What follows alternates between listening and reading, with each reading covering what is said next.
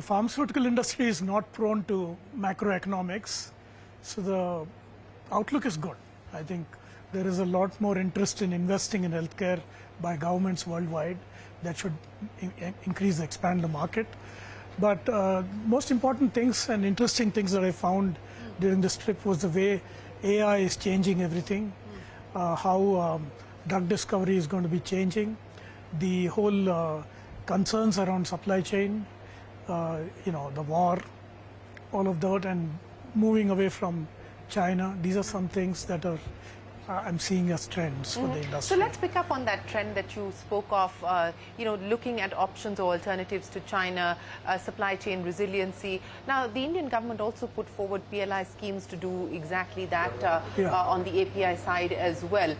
You've, of course, also been a beneficiary. But it's been slower to take off. The expectation is it will start to build because when it was launched was also the COVID period and most companies at that point in time were focused on COVID. What's the expectation as far as the PLI trajectory is concerned from here? So how has it worked for you? The PLI is certainly encouraging for companies to invest in active ingredients and go backward and move the supply chain back to India.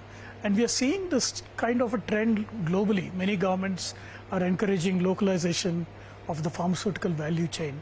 So in a sense, what India has done is good for the industry, good for the country.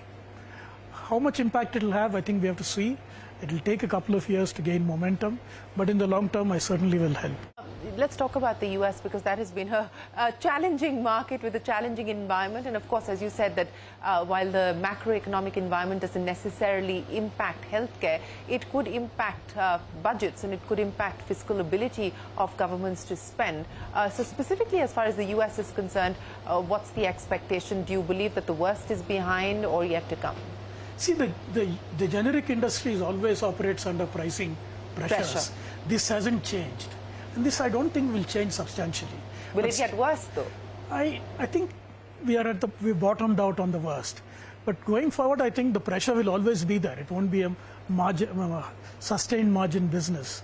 You will have spikes and then lows, but it continues to be a very attractive market still. It continues to be the largest generic market in the world. It's a market which is quite transparent, easy to get in. Once you get approved, you get market share. So I would still say the US is going to be a very important part of every large generic company in India, and that will continue, but it will have its challenges, and companies have to innovate, have to find ways to get growth, market share, and all of that.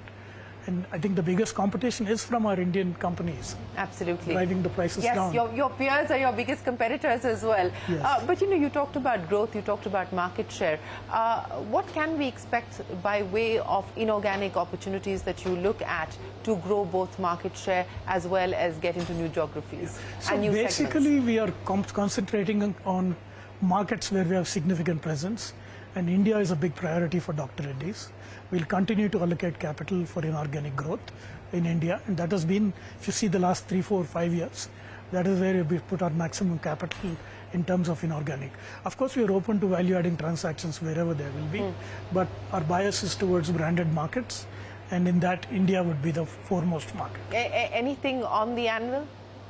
I can't talk about anything that's there. Okay, but in terms of the launch pipeline now, what are you most excited about as the year unfolds?